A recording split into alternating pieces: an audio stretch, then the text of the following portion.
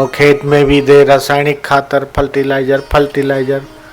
और एक नवजात शिशु जो 3-4 दिन में मर गया, फिर चेक करवाया कि क्यों मरा, तो बोले फूड पॉइजन। अरे फूड पॉइजन क्या, अन्न का दाना भी नहीं लिया, काहे का फूड पॉइजन है?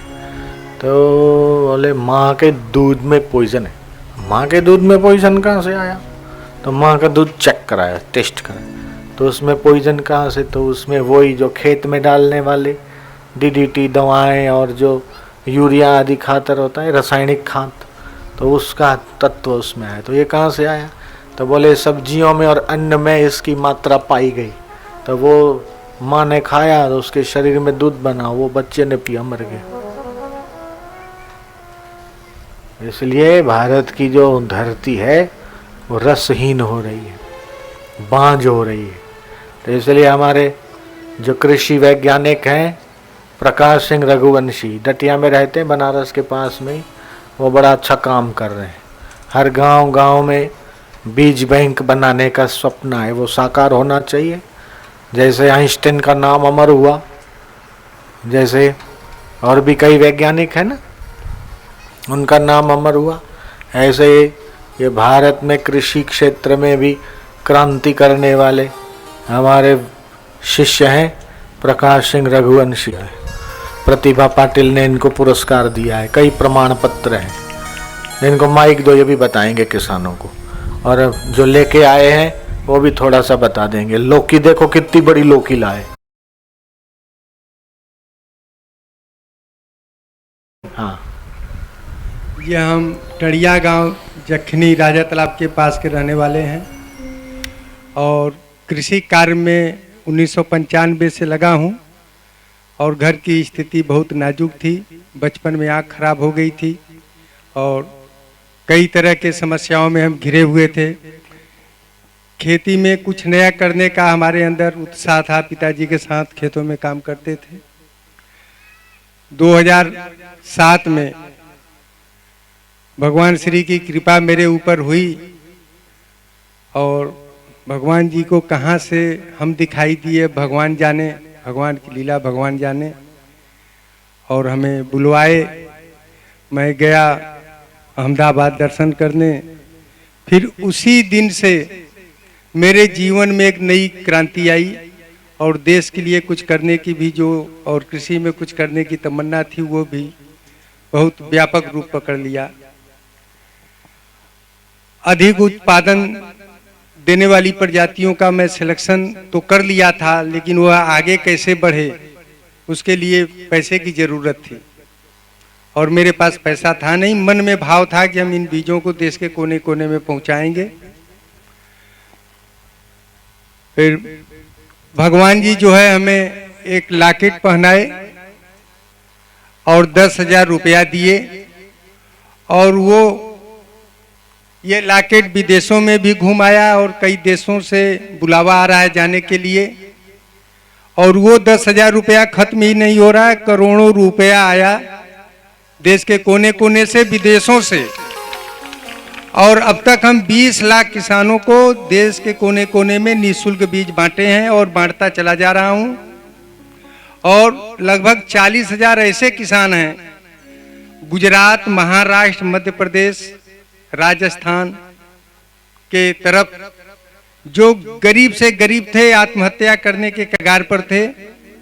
ऐसे किसानों को जाकर के मैं उन्नत किस्म का बीज दिया, बीज बनाने का तकनीकी बताया और उस पद्धति को अपना करके आज किसान स्वावलंबी हुए हैं, वो भी बीज दान करते हैं। तो ऐसे करके जो भारत देश से विदेशी बीज कंपनी आकर के हाइब्रिड और जेनेटिक मोडिफाइड किस्म के बीज फैलाकर देसी बीज को खत्म कर रहे थे, अब देसी बीज को आसानी से बचाया जा सकता है।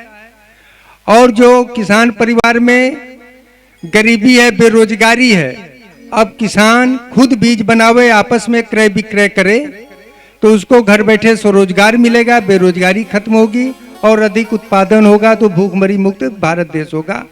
यह सब लीला भगवान श्री साईं जी का है। करण करावन हार अंतर्यामी भगवान जी हैं और भगवान जी की महिमा जितनी भी गाई जाए कम है। हम 10 लाख 8 लाख रुपए के कर्ज में हो गए थे। सगे संबंधी भी हमको नहीं पहचानते थे। अब भगवान की कृपा मेरे ऊपर हुई तो सब अब हमें अपना सगा संबंधी और रिश्तेदार कहता है। और यह देखिए गेहूं की प्रजाति, भूसा और दाना दोनों भरपूर।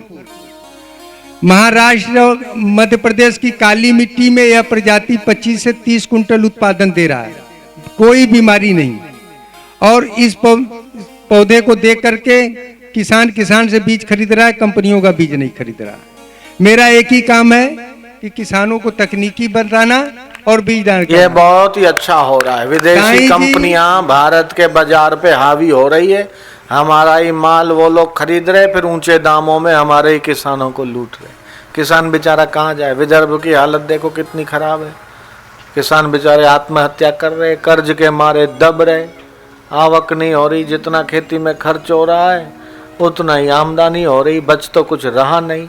ऐसे में इनकी खोज जो है कारगर हो रही है और किसान स्वावलंबी हो रहे हैं, आत्मनिर्भर हो रहे हैं और उनको आमदनी अच्छी हो रही है। और भारत का किसान खुशहाल होगा तो भारत का भविष्य भी उज्जवल होगा। इसलिए किसानों पर ध्यान देना चाहिए। हाँ, और यह देखिए लौकी, हमारे देश में आज के 20 साल 25 साल पहले सभी गांवों में किसानों के पास होता था, लेकिन हाइब्रिड बीज जब आए तब 1 फीट 1.25 फीट की लौकी। ये हाइब्रिड नहीं है, हाँ, ये देसी है। ये देसी है। अब इसमें स्वाद भी ज्यादा है, पोषक तत्व ज्यादा है। अब एक लौकी से कम 25-30 लोगों की सब्जी बन सकती है और एक पौधे में यह 25-30 फल दे रहा है। और इसका वजन लगभग जो है 6-7 किलो है। एक वो लाया हूँ, इसकी वजन इसकी वजन देखो 8-9 किलो के ऊपर है। और इसी तरह से एक प्रजाति है जो 15 किलो का है।